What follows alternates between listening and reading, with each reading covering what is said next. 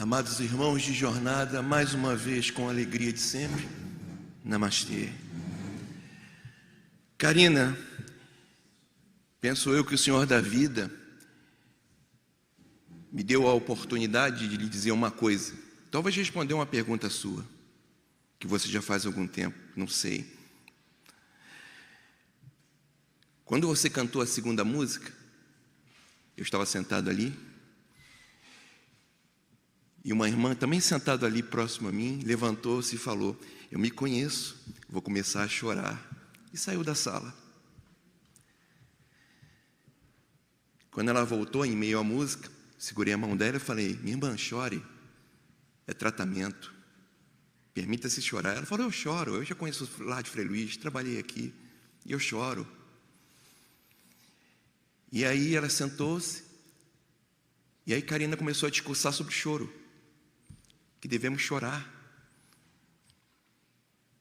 Falou que devemos chorar, deu exemplos, citou ideias de um palestrante que ela ouviu, falando que devemos chorar, devemos deixar a emoção se manifestar, que ela faz parte. Então, Karina, se você está emocionada agora, querendo chorar de gratidão, porque o Senhor da vida responde uma pergunta sua, eu sou grato ao Senhor da vida por poder observar o desabrochar de sua espiritualidade nessa casa. Meus parabéns, minha irmã. Seja você cada vez mais luz para tantos irmãos encarnados e desencarnados. E se a sua pergunta se você estava no caminho certo, talvez isso venha afirmar que você está no caminho certo. Mas cuidado para não se perder. Enquanto a sua personalidade chora de gratidão, deixe ela chorando e mergulhe dentro de você e vai encontrar a presença, vai ter esse contato íntimo com o Senhor da vida enquanto a sua personalidade chora. Porque o choro é para a personalidade, para o ego, a extensão da vibração do plano espiritual. É para que o ego, a personalidade, usufrua do prazer da experiência íntima com o Cristo dentro de nós. Então, para que ele também tenha lá a sua vivência, ele entra nessa relação que é uma bioquímica no corpo, é o choro. Há uma reação no cérebro, hormônios, sangue, faz com que todo o nosso ser material usufrua dessa condição espiritual que é, na realidade, de você, espírito. Bom, meus irmãos, eu estou há 10 anos na sala 11, na sala das compulsões, vivendo cada vez mais desabrocharado, em meio a pessoas, passando as coisas mais difíceis, o flagelo atualmente da nossa sociedade, desabrochando e despertando. Não quer dizer que isso vai fazer com que ele, daquele instante em diante, esteja livre da compulsão. Não, isso é uma construção, é um trabalho. A mesma força que ele utilizou para se enfiar na compulsão, ele terá que agora fazer para sair. Eu vi uma vez uma senhora idosa já, que me contou que ela chegou no lar de Frei Luís, ela entrou no lar de Frei Luís e tinha acabado de fazer uso lá fora da substância da qual era compulsiva. E ela falou que chegou assim no lar de Frei Luís, e que ainda veio descobrir que estava com câncer. E persistentemente, com fé, veio ao tratamento. Isso ela já me contou, já tinha anos, eu já conheci ela há anos na casa. Depois de um ano ela falou: olha, eu cheguei dessa forma aqui, eu estou limpa há tantos anos. E também aqui foi dado o início do tratamento do câncer, eu estou livre do câncer. Tratei lá fora, os médicos me trataram, mas eu fiz um preparativo aqui. Estou livre, estou limpa, a compulsão é uma coisa de uma vida. Estou limpa e livre do câncer. Mas algo me atormenta e me incomoda muito, Odilon. Apesar de eu estar limpa, toda noite ao dormir, me vejo no meio de outras pessoas, dependentes como eu, e usando a substância, que eu não uso mais no plano físico. Toda noite eu me vejo com um grupo de pessoas que eu não sei quem é, e em condições lamentáveis, me angustia muito. O que é isso? O que eu faço? Olha, queridos irmãos, quando nós estamos em vigília aqui no plano físico, consciente, nós temos a capacidade de resistir a determinadas más inclinações que nós temos. Mas isso não significa que você, ao desdobrar-se no sono, tem esse mesmo controle.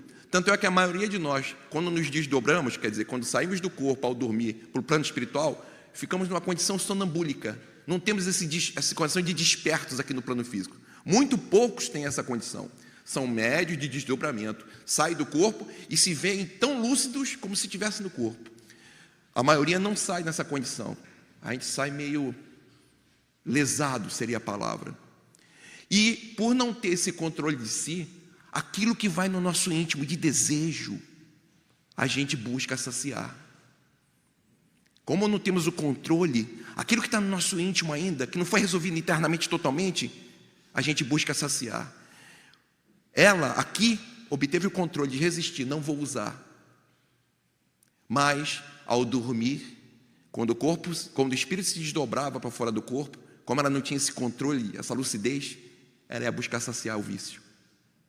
E é claro que se via nas condições mais indignas, uma delas, do espírito, que é vampirizar alguém encarnado, usuário de droga, da mesma droga que ela era dependente. E junto a outros espíritos, que talvez encarnados ou não, em desdobramento como ela, também vampirizava.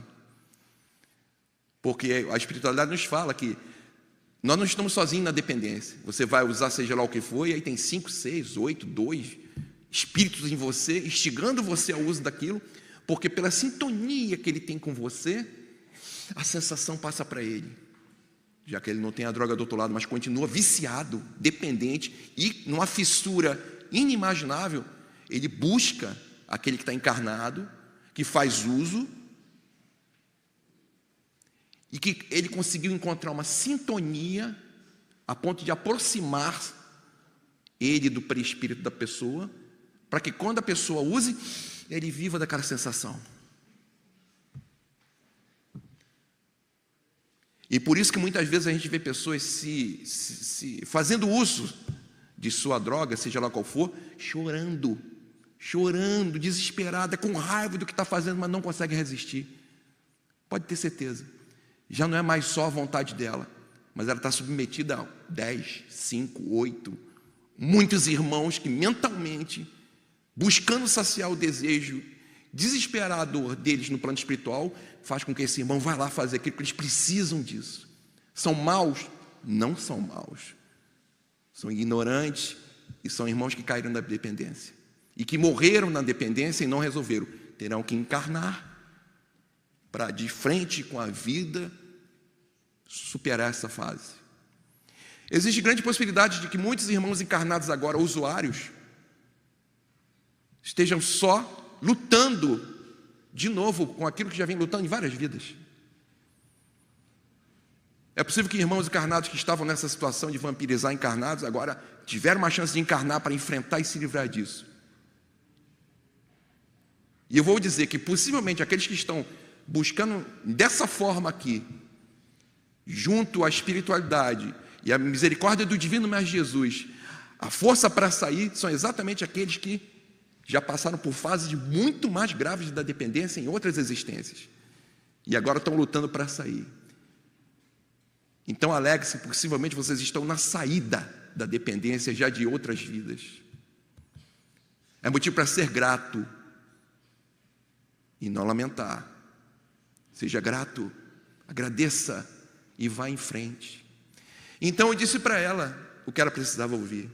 Minha irmã, o que você pode fazer agora é toda noite antes de dormir, com toda a sinceridade de seu coração, assim como você pediu para conseguir superar aqui no plano físico a vontade de usar e fazer uso, peça que o Senhor da vida não permita que ao dormir que você vai buscar saciar esse desejo que você ainda não tem o controle quando está fora do corpo.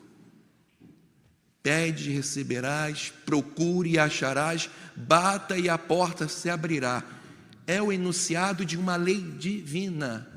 Se você expressar sua vontade sincera e a sinceridade de seu coração nessa prece, E não é uma coisa da boca para fora, de pensamento. Tem que estar num sentimento verdadeiro, sincero de querer se livrar, será correspondida.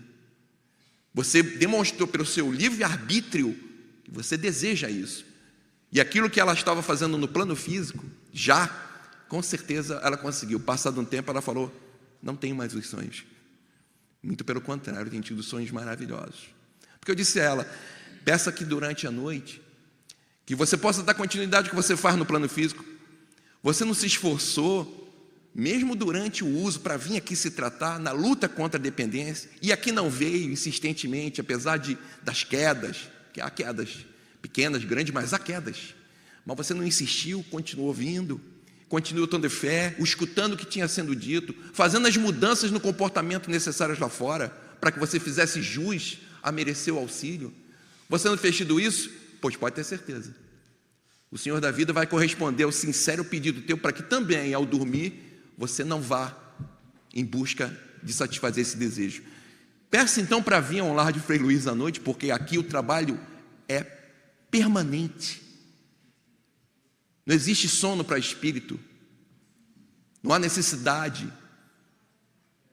O trabalho aqui é permanente. Peça para a noite então, já que você vem fisicamente, que é mais difícil, porque o corpo tem uma força tremenda, uma influência tremenda no espírito, já que você deixou o corpo deitado, que seu espírito venha agora dar continuidade ao estudo, ao trabalho, e quem sabe estender a ajuda a outros, que estão em condições da qual você esteve e da qual você está saindo. Não é dano que se recebe, outro enunciado de uma lei divina. O que você quer, dê ao outro, e você terá mais ainda daquilo. Você tem paz? Não tanto. Existem pessoas que você conhece com menos paz do que você? Sim, leve a paz que você já tem a Ele, para que você possa ter mais paz ainda, e assim leve mais paz a outros. Isso é com amor, isso é com tudo. Então pense nisso, e façam uso, porque não adianta, por mais encantador que seja a palestra, por mais que te emocione, se você não faz uso, pouco efeito tem. Talvez fique como uma informação que só vai durar enquanto você estiver encarnado. E isso vai sair da sua mente. Porque às vezes está só registrado no cérebro, mas não foi ainda ao espírito com a profundidade necessária. Será uma aquisição espiritual quando você passa a fazer, passa a pensar no assunto e se esforçar por praticar. Aquilo se torna aquisição do espírito. O corpo fica, mas aquilo tornou uma adquisição sua. Você conquistou porque você fez aquilo, compreendeu e botou em prática. Então pensem nisso, meus irmãos. Mas é preciso o amor sincero, o querer. E a gente não engana a lei divina, da boca para fora. E assim que tem a chance de ir buscar prazer, alguém convida, você nem reflete, nem discute, vai. A espiritualidade vai perceber que você ainda não entendeu e que a dor não foi o suficiente, o bastante para você fazer a mudança porque você quer. Quem viu o Nosso Lar, assistiu no filme Nosso Lar? Lembram de André Luiz no umbral durante 8 anos? Assim que ele chegou, ele se arrependeu. Pediu pelo amor de Deus, socorro, queria sair dali. Não era sincero, era da boca para fora.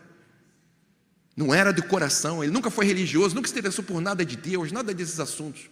Ele mesmo fala que ele ia à igreja por uma questão social, mas nunca se interessou por questões religiosas. Aí no plano espiritual começou a pedir, Deus, me ajude, pelo amor de Deus. Ele via espíritos serem socorridos pelos iluminados que entravam, os irmãos que vêm de planos elevados para vir socorrer, ele via e pedia. Não, ele ainda não estava maduro para o socorro. Quando é que ele é socorrido? Alguém lembra no filme?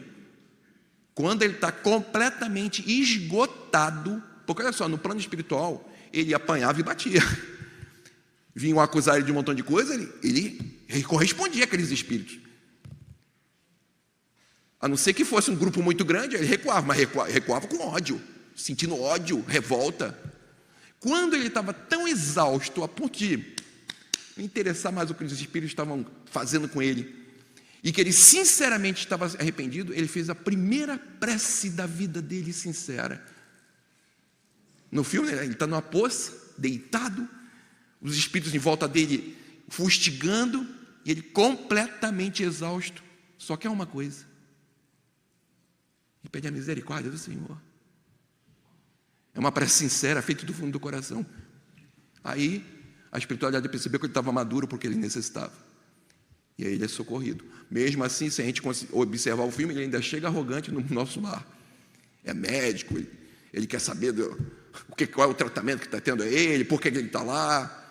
Mas ele já tinha chegado ao ponto necessário, ele tinha chegado ao fundo do poço do ego. A personalidade dele já tinha jogado a toalha. O orgulho, a vaidade, naquele momento ali, tinha chegado à exaustão.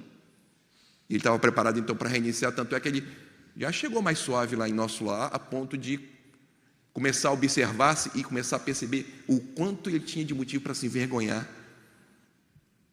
pelo que ele ouvia e via, e quando ele se comparava de como ele era aqui na face da terra.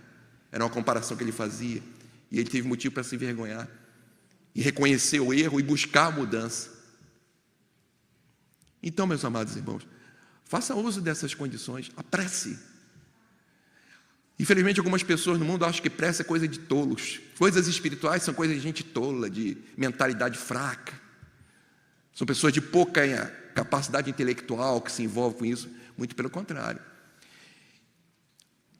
Não puxando a sardinha para o nosso lado, mas no campo do espiritismo, para poder estudar, entender com clareza e estar sempre estudando, faz necessário uma certa cognição, a capacidade de ligar Léo com Creu, fazer ligações, comparações, para poder adaptar a vida lá fora sua com aquilo que você entendeu. Então vamos aproveitar essa oportunidade. Uma coisa eu tenho que vos dizer também, meus irmãos: o grande defeito que nos aflige agora será com certeza nossa grande virtude, aquela que nos irá elevar a outros patamares, a outras virtudes, porque a gente sempre começa o trabalho do bem exatamente naquilo que nós perdemos e fomos tremendamente infelizes. Se você ler a maioria dos livros de Chico Xavier, onde mentores estão trabalhando em determinadas áreas, e aí aqueles que veem os mentores ficam encantados pela capacidade, pela coerência, pelo esforço deles. Depois de um tempo descobre que aquele mentor foi exatamente um que esteve exatamente naquele umbral, e talvez fosse um dos piores seres daquele umbral, e que agora, tendo saído daquele umbral, por amor, carinho e compreensão, se volta para aqueles irmãos que lá estão, naquela compulsão, naquele sofrimento que ele estava, para agora tirá-los de lá, para agora erguê-los, porque ele tem conhecimento de causa. Ele saiu de lá, ele esteve lá, saiu buscando a fé, o compromisso, saiu, e por amor agora, em vez de ir embora, ele precisa servir, porque ele entende a dor de cada irmão que está lá dentro.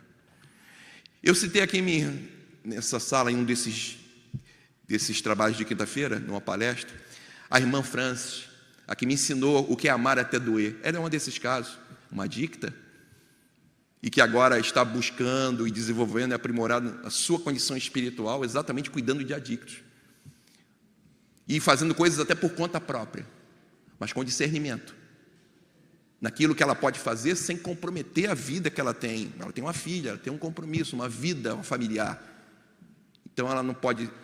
Vou dar um exemplo aqui claro. Por amor, eu agora vou ali em Bom Sucesso, pego 10 pessoas, 10 irmãos daquelas condições, levo para dentro da minha casa por amor. Eu vou realmente tirá-los daquela condição? Eu vou acabar com a minha vida, pela condição em desequilíbrio que eles estão, ao trazer para minha casa, como vai ficar minha casa e minha família? Então é preciso de discernimento. Ah, não vou ajudar. Não, qual é a forma de ajudar então?